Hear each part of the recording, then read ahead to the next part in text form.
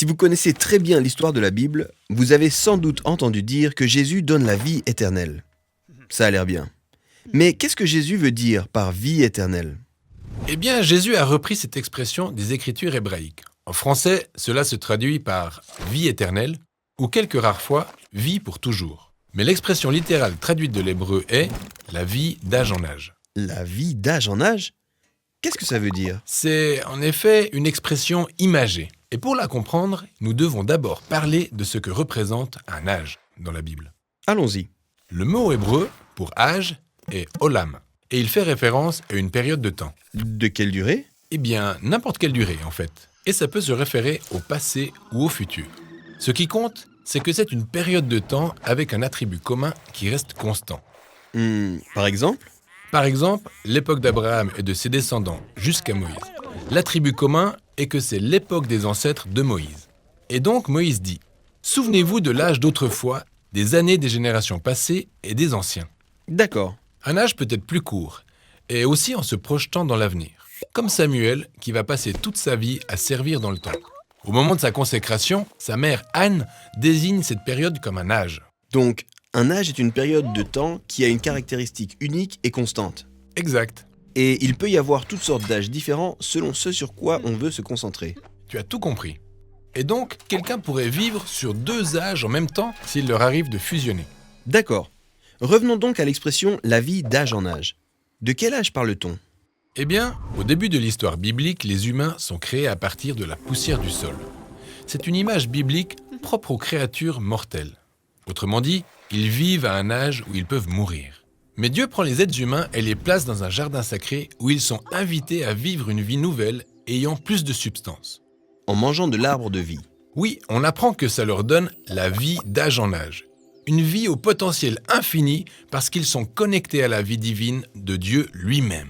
Mais l'histoire prend une autre tournure, et au lieu d'accepter la vie d'âge en âge, ils mangent de l'arbre de la connaissance du bien et du mal. Exact. Ouais. Manger de cet arbre revient à se saisir de la vie selon leurs propres termes en rejetant la sagesse de Dieu. Et donc, ils sont exilés de la vie d'âge en âge et basculent dans l'âge de la mort.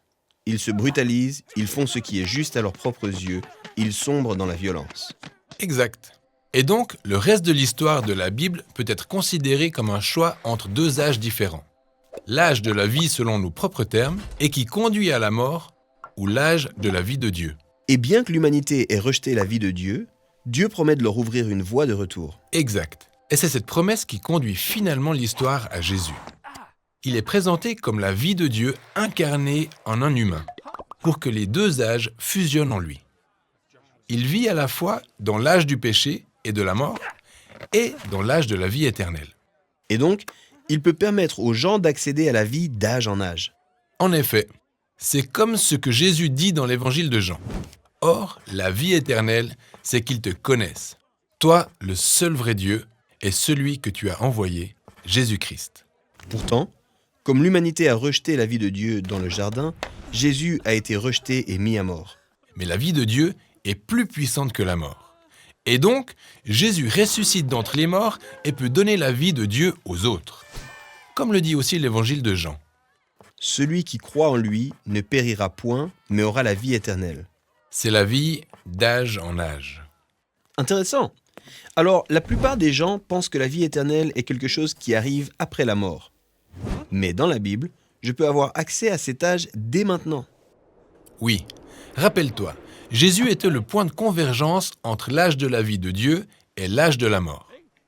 Et cela signifie que lorsque les gens lui font confiance, ils peuvent vivre la vie éternelle ici et maintenant.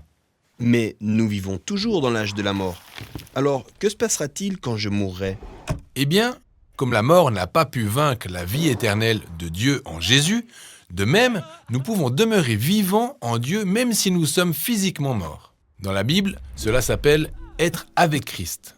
Et on n'en parle pas beaucoup parce que ce n'est pas ainsi que s'achève l'ensemble du récit biblique. La Bible met l'accent sur le moment où l'âge de la vie triomphe totalement de l'âge de la mort et où ceux qui sont avec Christ sont recréés pour prendre part à la vie éternelle de Dieu. Un monde où l'âge de la mort n'a plus aucun pouvoir. Exact. Parce qu'une vie totalement connectée à la vie éternelle et à l'amour de Dieu est une vie qui n'aura jamais de fin.